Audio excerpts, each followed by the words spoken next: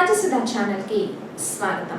మన రాజసుధ ఛానల్ ద్వారా మరి అనేక సమస్యలకి చక్కటి పరిష్కార మార్గాలు, సక్సెస్కి టిప్స్ ఎన్నో మనం తెలుసుకుంటున్నాం. ఈరోజు మనం తెలుసుకోబోయే ఇంట్రెస్టింగ్ టాపిక్ 4, 13, 31st డేట్లో పుట్టిన వాళ్ళు ఎవరిని వివాహం చేసుకోకూడదు.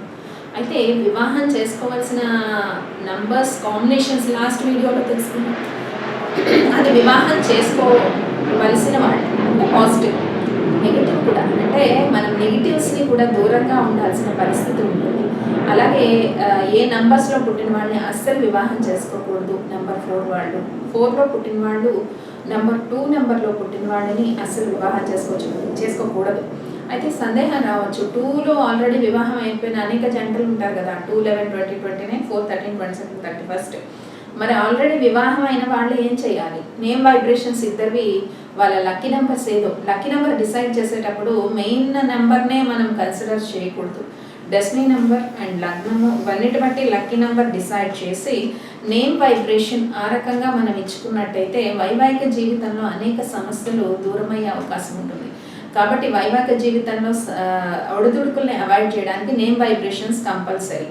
కాబట్టి మీరు ఎట్టి పరిస్థితిలో చేసుకోకూడని కాంబినేషన్లో 2 నెంబరు, 9 నెంబరు చాలా ప్రాబ్లమ్స్. కొన్ని సందర్భాల్లో 8 నెంబర్ ఫ్యాటలిస్టిక్ ఎఫెక్ట్స్ ఎక్కువ ఎఫెక్ట్ అవుతాయట. అయితే కొన్ని పరిశోధనలో 4 and 8 కొంతవరకు పాజిటివ్గానే ట్రావెల్ చేసిన సందర్భాలు ఉన్నాయి. 4 and 8 పాజిటివ్గా ట్రావెల్ చేసిన సందర్భాల్లో వాళ్ళ లగ్నాలు కానీ నక్షత్రాలు కానీ కలిసే సందర్భంలోనే వాళ్ళు అలా ట్రావెల్ చేస్తారు. లేదు అంటే ఓన్లీ 4 and 8 ఎక్కువ డామినేషన్ ఉన్నప్పుడు ప్రాబ్లం. ఎందుకంటే 2 ఫ్యాంటాస్టిక్ నెంబర్స్ న్యూమరాలజీలో. అలాంటి సిచ్యువేషన్స్లో చాలా ప్రాబ్లమ్స్ వచ్చిన వాళ్ళు కూడా ఉన్నారు.